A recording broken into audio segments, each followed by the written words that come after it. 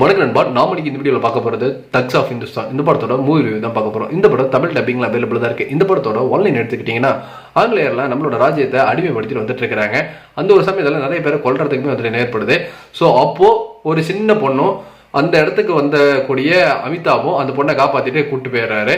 அப்படியே கட் பண்ணானா ரொம்ப வருஷம் கழிச்சு ஓப்பன் ஆகுது. நம்ம ஹீரோ அமீர் கான் ஆங்கிலேயருக்கு வந்துட்டு ஒரு தூது புறாவா, அதாவது இங்கெல்லாம் என்ன நடக்குதோ அதெல்லாம் வந்துட்டு காட்டி கொடுத்து அவர்கிட்ட காசு வாங்கிட்டு இருக்கிற மாதிரியான ஒரு கேரக்டர் பண்ணியிருக்காரு. ஸோ அப்படி இருக்கிற ஒரு சுச்சுவேஷனில் தான் இந்த மாதிரி வந்துட்டு யாராலுமே பிடிக்கவே முடியல அமிதாப் வந்துட்டு ஒரு பெரிய படையை திரட்டி இந்த ஆங்கிலேயருக்கு எதிராக வந்துட்டு குறைச்சி போராட்டம் பண்ணிட்டு இருக்கிறாரு. அவன் எப்படியாச்சும் எனக்கு காட்டி கொடுத்து எங்கே இருக்காங்கன்னு தெரிஞ்சுக்கோங்க, உனக்கு வந்து நீ கேட்கறத கொடுக்குறேன்றாங்க. ஸோ அமீர் கானுமே அதுக்கான ஒரு பயணத்தை வந்துட்டு ஈடுபடுறாரு. இதுக்கப்புறம் அமிதாப் இருக்கிற இடத்த ஆங்கிலேயர்கள் போட்டு கொடுத்தாரா இல்லையா, என்னெல்லாம் நடந்துச்சு அப்படிங்கலாம் படத்தோட மீதி கதையாக இருந்தது. படத்தில் அமீர் கான் ரொம்ப சூப்பராகவே பண்ணியிருந்தாரு.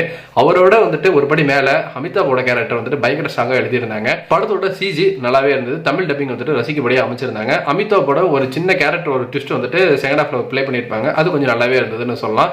இதெல்லாம் இந்த படத்தை வந்துட்டு கொஞ்சம் ரசிச்சு பார்க்க வச்ச காட்சிகள். ஆனால் மித்தபடி இந்த படத்தில் வரக்கூடிய அந்த ஆங்கிலேயர்களோட அந்த வில்லனிசம் ஆகட்டும், அதே மாதிரி ஃபர்ஸ்ட் சீன்லேயே வந்துட்டு ஆங்கிலேயர் ஒரு ராஜாவை ஏமாத்தி பண்ற அந்த காட்சிகளே பெருசாக எடுபடவே இல்லை. ஸோ ஃபர்ஸ்ட் ஒரு 10 நிமிஷமே எடுபடாதனால படம் த்ரூ அவுட்டுமே வந்துட்டு என்னடா இது அப்படிங்கிற ஒரு மூணில் தான் வந்துட்டு படம் மூவ் ஆகிட்டு இருந்தது. கடைசியை முடிஞ்சு பார்க்கும்போது எனக்கு இது ஆதி படத்தோட கதை மாதிரி இருந்தது திடீர்னு. அப்புறம் இந்த மாதிரி பார்த்தீங்கன்னா ஏகப்பட்ட கதை அப்படிங்கிற வந்துட்டு வந்திருக்கு. கதை ரொம்ப ஒரு ப்ரெடிக்டபிளான ஃப்ளோ.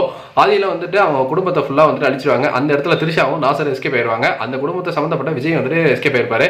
இவங்க எல்லாரும் சேர்ந்து அதுக்கப்புறம் அந்த வில்லன் குரூப்பை எப்படி பழி வாங்குறாங்கிறது தான் ஒரு கதையாக இருக்கும். அதே மாதிரியான கதைகள் தான் அமிதாப்பும் அந்த பொண்ணு எஸ்கேப்.